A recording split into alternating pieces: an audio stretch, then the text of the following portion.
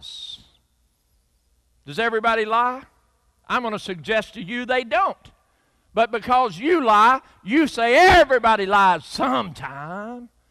See, that's self-defense. That's a built-in mechanism to say, don't question me.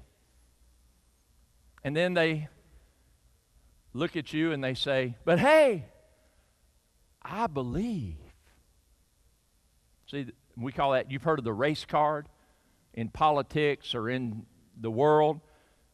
Somebody of a other than white, they'll say, racism. All becomes mute. Because once you play the race card, you're not allowed to speak anymore. So they play the faith card. I believe. Because now if you question them in their faith, see, you're being judgmental. You know any? Don't raise your hand. Do you know anybody like that? That says, oh, I believe in God. But nothing in their life seems to tell you they believe in God. And so you invite them to church, and they have this big thing. I'm going to tell you tonight, Jesus did not tolerate the faith card. And see, when you have so narrowly defined the word faith to simply mean, I believe in God, once you say that, you're in like Flynn. You're just done. I believe in God. That's all the Bible says I have to do. I've talked to preachers before. I have talked to pastors before who have said to me when we were talking about church growth, they would look at our church and they would say, well, you're just lucky that God sent you there.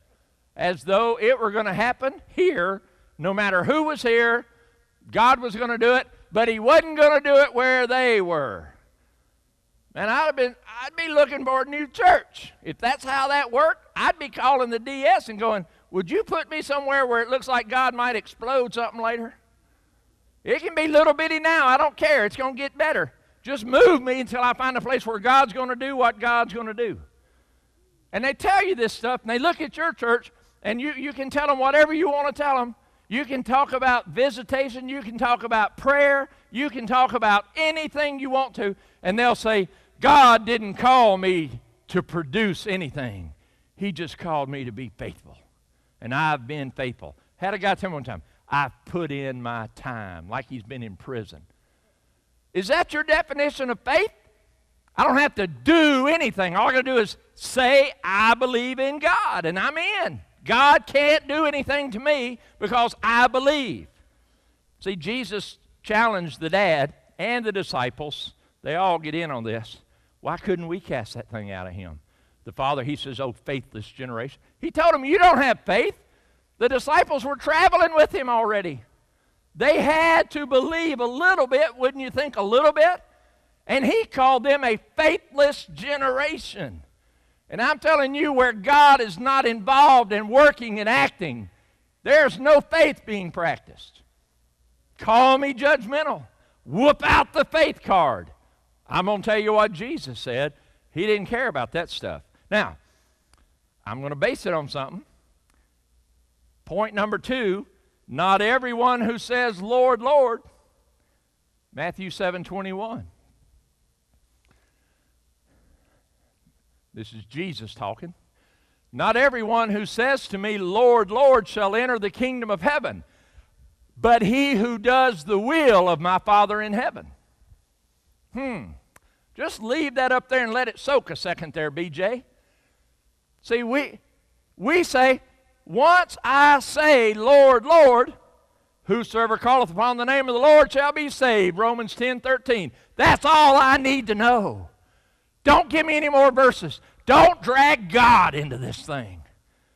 Whosoever calleth upon the name of the Lord shall be saved. Look at that verse. Not everyone who calleth upon the name of the Lord shall be saved. So something's got to be figured out a little different. Would you think?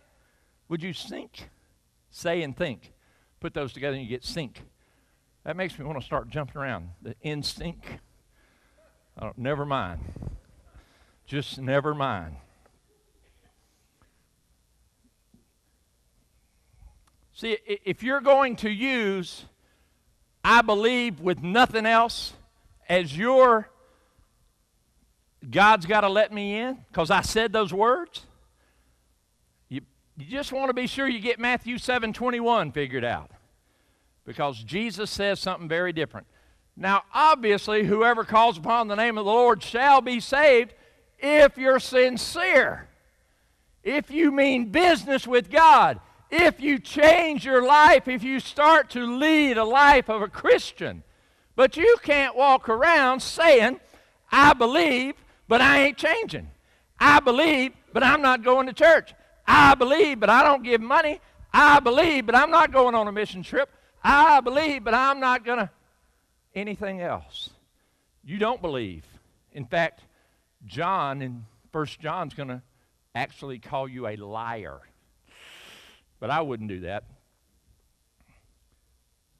But I'll let John do it. Here it is.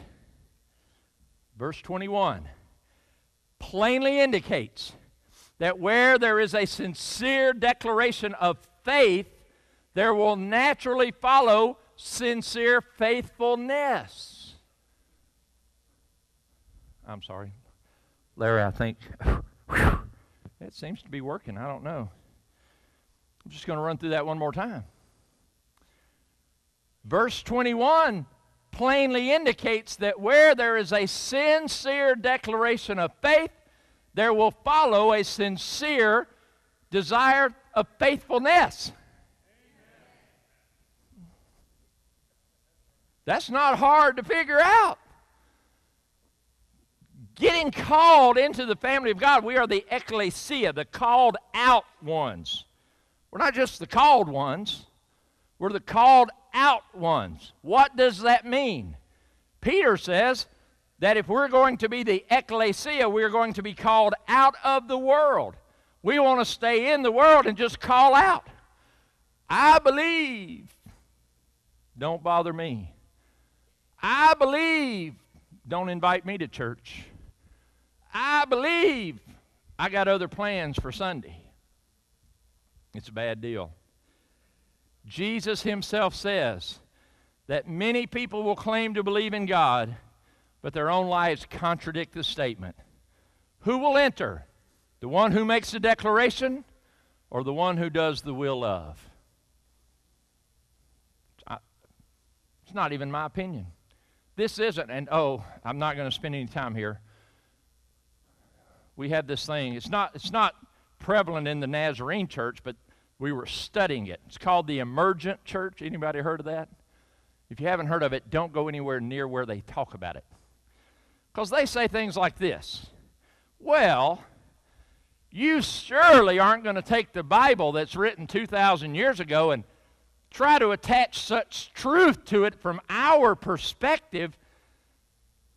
You can't read Matthew 7:21 and what we need to do is have a Bible study. And we need to sit down with 10 people and have a cup of Starbucks or whatever. Everybody read 7:21 and the facilitator will say, what does that verse mean to you? And they'll go around 10 times. And if 10 people give 10 different answers, they believe there are 10 answers. And I'm going to tell you there's one answer. And it's the one Jesus said. And if you don't like it, don't call yourself a Christian. Call yourself something else. But don't call yourself a Christian. But that's a whole nother subject. If you have a friend right now, because if you're thinking about somebody, maybe they're in your family, maybe it's somebody you work with, maybe it's, a neighbor. But if you have somebody who says, I don't need to go to church, I don't need to live for God, I believe, get them a copy, send it anonymously, or send it in the name of the neighbor on the other side of the street.